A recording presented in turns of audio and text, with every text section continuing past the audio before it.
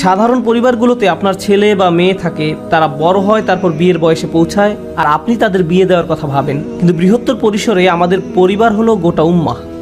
রাসূল সাল্লাল্লাহু আলাইহি ওয়াসাল্লাম সমগ্র উম্মাহকে একটি শরীরের সাথে তুলনা করেছেন, আর আল্লাহ সুবহানাহু ওয়া তাআলা একে ইখওয়া বা প্রায় রক্ত সম্পর্কীয় ভ্রাতৃত্ব বলে উল্লেখ করেছেন। আমরা একে অপরের ভাই, তার মানে আমরা সবাই মিলে বড় একটা পরিবারের মতো। সুতরাং আমাদের সমাজে যখন পুরুষ মহিলারা বিবাহ বন্ধনে আবদ্ধ হতে পারে না, সেটা আমাদেরই সমস্যা। তো আল্লাহ সুবহানাহু ওয়া তাআলা বলেন, ওয়ানকিহুল আয়ামা মিনকুম, তোমাদের মধ্যে যারা বিবাহহীন তাদের বিবাহ সম্পাদন করে দাও। এভাবেই বক্তব্যের শুরু।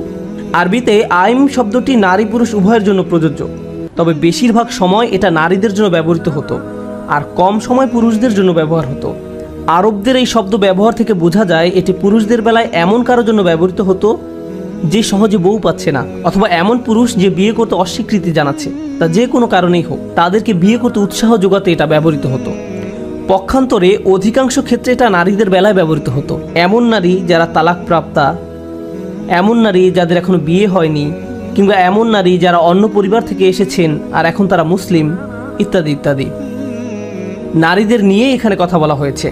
এখানে মজার যে বিষয়টার প্রতি আমি দৃষ্টি আকর্ষণ করতে চাই তা হলো, আল্লাহ আজ্জা ওয়া জাল্লা এখানে সর্বপ্রথম তালাকপ্রাপ্তা নারীদের কথা উল্লেখ করেছেন। তালাকপ্রাপ্তা নারীদের প্রতি প্রথম দৃষ্টি দিয়েছেন উম্মুল মুমিনিন তথা রাসূল সাল্লাল্লাহু আলাইহি সাল্লামের স্ত্রীদের মাঝে অধিকাংশ ছিলেন তালাকপ্রাপ্তা বা বিধবা। রাসূল সাল্লাল্লাহু আলাইহি সাল্লামের সুন্নাহ হলো তালাকপ্রাপ্তা বা বিধবাদের বিয়ে করা। এটাই আসলে আমাদের রাসূল সাল্লাল্লাহু আলাইহি সাল্লামের একটি সুন্নাহ ছিল। এই সুন্নাহটিকে এখন সম্পূর্ণ বিপরীত দৃষ্টিকোণ থেকে দেখা হয়। কেউ যখন কোনো তালাকপ্রাপ্তা কাউকে বিয়ে করার কথা বলে বা বিধবা কাউকে বিয়ে করার কথা বলে, তখন তাকে বলা হয় তুমি কি পাগল হয়ে গেছো? আর এটা আমাদের প্রিয় রাসূল সাল্লাল্লাহু আলাইহি সাল্লামের দেখানো সুন্নাহর সম্পূর্ণ বিপরীত আচরণ। প্রকৃতপক্ষে আল্লাহ যে আয়াতে রাসূল সাল্লাল্লাহু আলাইহি সাল্লামকে বর্তমান স্ত্রীদের স্থলে নতুন স্ত্রী দেওয়ার সম্ভাবনার কথা বলেন, সেখানে তিনি প্রথমে বলেছেন সাইয়্যিবাত, তারপরে বলেছেন আবকারা, আমি তাকে অন্য নারী বিয়ে করাবো। এখানে তিনি সাইয়্যিবাত বা অকুমারী নারীদের কথা প্রথমে বলেছেন, তারপরে বলেছেন আবকারা বা কুমারীদের কথা, যাদের আগে কখনো বিয়ে হয়নি। কোরআনের এই পর্যায়ক্রমকে অনেক মুফাসসির বিশেষ গুরুত্ব দিয়ে তুলে ধরেছেন। তারা বলেন এখানে আল্লাহ যাদের আগেও একবার বিয়ে হয়েছে তাদেরকে অগ্রাধিকার দিয়েছেন, কারণ সমাজে এদের কথা মানুষ সহজেই ভুলে যায়। কিন্তু আমাদের উম্মায় আমরা কাউকে পেছনে ফেলে রাখি না, পেছনে ফেলে রাখে। আল্লাহ যখন বলেন তোমাদের মাঝে অবিবাহিতদের বিয়ে দিয়ে দাও, তাদেরকে বিয়ে করার সুযোগ দাও, বিয়ে দিয়ে দাও, এই নির্দেশনাটি ব্যাপকতা বোঝায়। এই নির্দেশনাটি কাদের জন্য প্রযোজ্য? আপনি হয়তো চিন্তা করবেন ছেলেটা যখন পড়ালেখা শেষ করবে, তারপর যখন একটা ভালো চাকরি পাবে, যখন সে অনেক টাকা জমাবে, যখন সে তার পিতামাতাকেও খরচের কিছু টাকা ফেরত দেবে, যখন সে এটা করবে সেটা করবে ইত্যাদি ইত্যাদি, পরিবারের অন্য সবার যত্ন নেওয়া হবে, তারপর আমরা তার বিয়ের কথা চিন্তা করব। কারণ এখন যদি আমরা তাকে বিয়ে করাই, তার সকল মনোযোগ তার স্ত্রীর দিকে চলে যাবে, আমরা কিছুই পাবো না। এটা আমাদের সন্তান, আমাদের বিনিয়োগ। তাকে বিয়ে করানোর আগে আমরা আমাদের টাকার মূল্য ফেরত চাই।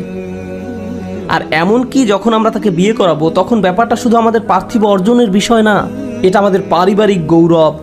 এমন একজনকে বিয়ে করাতে হবে যাকে আমরা প্রদর্শন করতে পারবো, যাকে নিয়ে আমরা গর্বিত হব, অনেক ছবি তুলতে পারবো। তাই বিশাল এক অনুষ্ঠানের আয়োজন করো, মানুষকে দেখাও যে আমরা একটা উচ্চ শ্রেণীর পরিবারের সাথে আত্মীয়তা করেছি, ইত্যাদি ইত্যাদি। তাই কাউকে বিয়ে করানোর আগে আপনি যে বিষয়টা বিবেচনা করেন তা হলো নারী পুরুষ উভয়ের জন্য আপনি একটা বয়সের মাত্রা ঠিক করে দেন। নারীদের ক্ষেত্রে একদম বিপরীত কাণ্ডটাই ঘটে। কোনো কোনো পরিবারে সে টিনেজ বয়সে পৌঁছার সাথে সাথে এমন ভাবা হয় আমাকে দ্রুত দায়িত্ব পালন থেকে বাঁচতে হবে। মনে হয় যেন এটা আপনার ঘরে একটা ব্যাধি, যত দ্রুত এর থেকে বাঁচা যায় ততই মঙ্গল। আপনি মেয়েটাকে যেন তেনভাবে কোনো একটা পাত্রের কাছে দিয়ে বিদায় করতে পারলেই বাঁচেন। বহু মেয়েরা হতাশায় ভোগেন, কারণ তাদের বাবা মা সবসময় বলতেই থাকেন তুমি এখনো এখানে পড়ে আছো, তুমি বিয়ে করছো না। আর অন্যদিকে যুবক ছেলেরা বিয়ে করতে চায় আর তাদের বাবা মা বলতে থাকে তুমি এখনো বিয়ের জন্য প্রস্তুত নও। লক্ষ্য করুন কোরআনের আয়াত আমাদের কি বলে, ওয়াসসালিহিনা মিন ইবাদিকুম ওয়া ঈমানিকুম, এবং তোমরা তোমাদের দাস দাসীদের মধ্যে যারা সৎকর্মপরায়ণ তাদেরও বিয়ে দাও। তখনকার সমাজে দাস দাসীরা ছিল, তাদের বলতে গেলে কোনো টাকা পয়সাই ছিল না। আল্লাহ বলেন তাদেরও বিয়ে দিয়ে দাও।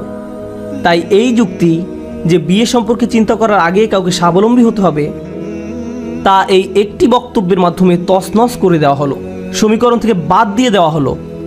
যে বিষয়গুলো বিবেচনায় আনতে হবে তা হলো প্রথমত তারা কি বিয়ের বয়সে পৌঁছেছে, আর দ্বিতীয়ত সালেহীন বা ভালো মানুষ। ভালো মানে তাদের আল্লাহর সাথে সম্পর্ক ভালো এবং তারা পরিণত, তারা প্রস্তুত। এই হলো as-সালিহিনা মিন ইবাদিকুম ওয়া ইমাইকুমের ব্যাখ্যা। তারপর আল্লাহ এর সাথে যোগ করে আরো বলেন, কারণ এখনো বহু মানুষ এই বিষয়টাকে গুরুত্বপূর্ণ মনে করে, ইয়াকুনু ফুকারা ইউগনিহুমুল্লাহু মিন ফাদলিহি, তারা যদি নিঃস্ব হয় তবে আল্লাহ নিজ অনুগ্রহে তাদেরকে সচ্ছল করে দেবেন। কারণ টাকা পয়সার বিষয়টা আল্লাহ নিকট ক্ষুদ্র সমস্যা, তবে আল্লাহ নিজ অনুগ্রহে তাদেরকে সচ্ছল করে দেবেন। আইমা মানে সমাজের বহু মানুষ যারা অবিবাহিত রয়ে গেছে, সেটা তুলনামূলক বড় সমস্যা। অর্থকড়ি না থাকা ছোট সমস্যা, কিন্তু মানুষের মাঝে সম্পর্ক জুড়ে না দেওয়া আল্লাহর নিকট অনেক বড় একটি সমস্যা। এই আয়াতটি পড়ার সময় আমি একটা বর্ণনার সন্ধান পাই, রাসূল সাল্লাল্লাহু আলাইহি সাল্লাম এমন সমাজ থেকে আল্লাহর নিকট আশ্রয় চাইতেন যেখানে প্রচুর অবিবাহিত মানুষ রয়েছে। তিনি উম্মার এমন অবস্থা হওয়া সম্পর্কে উদ্বিগ্ন ছিলেন যেখানে প্রচুর অবিবাহিত মানুষ থাকবে আর তারা এটা নিয়ে সুখী থাকবে। আসলে এই অবস্থায় তারা সুখী নয়। আর অন্যজনের বেলায় যে বিয়ে করতে চাচ্ছে তাকে বিয়ে করতে দিচ্ছে না, তখন সেই ছেলে বা মেয়ে বলে, যা ঠিক আছে, আমি আর বিয়েই করবো না, একা থাকবো। যখন কেউ বলে আমি একা থাকবো, তার অর্থ এই নয় যে আমি ফেরেশতার মতো থাকবো। নিঃসংকোচে বলতে গেলে আমরা জানি এর মানে কি। একজন 30 বছরের যুবক যে কিনা একজন প্রফেশনাল, ভালো টাকা উপার্জন করেন, অন্যদিকে 28 বছরের এক মেয়ে যে লেখাপড়া শেষ করেছে এখনো অবিবাহিতা, তার মানে এই না যে তাদের কোনো আকাঙ্ক্ষা জাগ্রত হয়নি, পাপ করার সুযোগ তৈরি হয়নি, বা তার আগের দিনের মদিনার মানুষদের মতো ধার্মিক জীবনযাপন করে।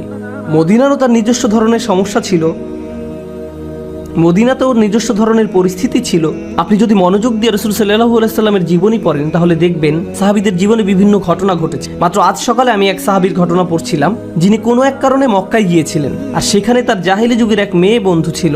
আরবি বর্ণনায় যে শব্দটি ব্যবহার করা হয়েছে তা হলো খলিলা, মেয়ে বন্ধু, তার মুসলিম হওয়ার আগের জীবনের। তো মেয়েটি তাকে দেখতে পেল আর বলল, তুমি কি আবার আমার সাথে নির্জনে থাকতে চাও? তখন সেই সাহাবী রাদিয়াল্লাহু তাআলা আনহু বললেন, সম্ভব না, তোমার আর আমার মাঝে ইসলাম এসে গেছে। তখন মেয়েটি রেগে গেল এবং সে তার ভাই বন্ধুদের ডেকে তাকে মারধর করতে উদ্যত হলো।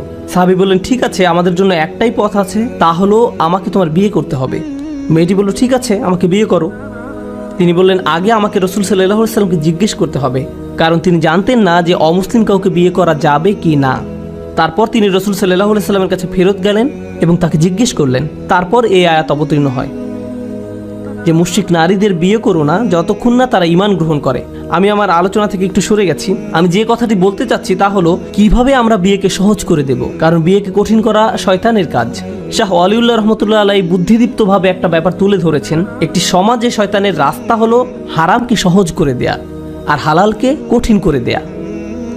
যখন সমাজে এটা ঘটে তখন শয়তানের জয় হয়, কারণ লোকজন সহজের দিকে আকৃষ্ট হবে। তাই আজকের সমাজে আপনি যদি চোখ দিয়ে আনন্দ পেতে চান, আপনার সামনে স্ক্রিন আছে, বিভিন্ন নিষিদ্ধ জায়গায় আপনি যেতে পারেন, আপনার অফিস বা ক্যাম্পাসে, আপনার মোবাইল ডিভাইসে, সোশ্যাল মিডিয়ায়, ডেটিং অ্যাপস, আরও কত রকমের উপকরণ আপনার হাতের মুঠোয়। কারণ পুরুষের মহিলাদের প্রতি আকর্ষণ থাকবেই। আল্লাহ এটা মানুষের ভেতর দিয়ে দিয়েছেন আর এটা কোথাও চলে যাবে না। নারীরাও নিজেদের জন্য সঙ্গীর খোঁজ করবেই, এটাও আল্লাহ তাদের ভেতরে দিয়েছেন, এটা প্রকৃতিতেই রয়েছে। এই কারণেই পরিবার তৈরি হয়। আজ যখন অসুস্থ, নোংরা আর অবৈধ কার্যক্রমের দরজাকে বিস্তীর্ণ রূপে খুলে দেওয়া হয়েছে, এরকম পরিস্থিতিতে একজন যুবক এসে যখন বিয়ের কথা বলে, আমি জানি আমি মাত্র ভার্সিটির 3য় বর্ষে পড়ি, আমি জানি আমি মাত্র ভার্সিটির 3rd ইয়ারে পড়ি, কিন্তু আমি আর পারছি না মা, আমি আর পারছি না বাবা। সে হয়তো এভাবে বলে না, আব্বা আমার হরমোন আমাকে পাগল বানিয়ে দিচ্ছে, ক্যাম্পাসে মেয়েদের যা অবস্থা, আমি জানি না আপনাকে কি বলবো। সত্যি একটা মেয়ে আমাকে শুধু মেসেজ দিয়েই যাচ্ছে। কেউ তো আর এভাবে তার বাবা মাকে বলবে না। সে হয়তো বলবে, মা আমি মনে করি আমার বিয়ে করা উচিত। সে ইঙ্গিতে ভালোভাবে বলার চেষ্টা করবে। আর তখন কোনো পিতামাতা এই যুবক ছেলেটাকে অপমানিত করতে শুরু করলো, ওহ তুমি ধৈর্য ধরতে পারো না, নিজেকে নিয়ন্ত্রণ করতে পারো না, আমি 40 বছর বয়সে বিয়ে করেছি। কিভাবে আপনি 40 বছর বয়সে বিয়ে করেছেন? আপনার তো এখনই বয়স 50 বছর। তো আমরা পিতামাতারা অনেক সময় এই ব্যাপারটাকে অত্যাচার এবং দমন করার চেষ্টা করি, যা আল্লাহ প্রাকৃতিকভাবে আমাদের ভেতরে দিয়ে দিয়েছেন। বিশেষত আজকের দিনে যখন হারামকে অত্যন্ত সহজ করে দেওয়া হয়েছে, আপনাকে স্বাভাবিক নিয়মনীতির বাইরে গিয়ে হালালকে সহজ করে দিতে হবে, সাধারণ নিয়মকানুনের বাইরে যেতে হবে। হালালের পথ উন্মুক্ত করার মাধ্যমেই কেবল আপনি হারামকে মোকাবেলা করতে পারবেন। ফলে আমরা আমাদের তরুণ তরুণীদেরকে বলতে পারবো, হালাল পথ তোমাদের জন্য উন্মুক্ত। কোনো ভুল করার চিন্তা করারও আগে আমাদের সাথে কথা বলো, আমাদের জানতে দাও।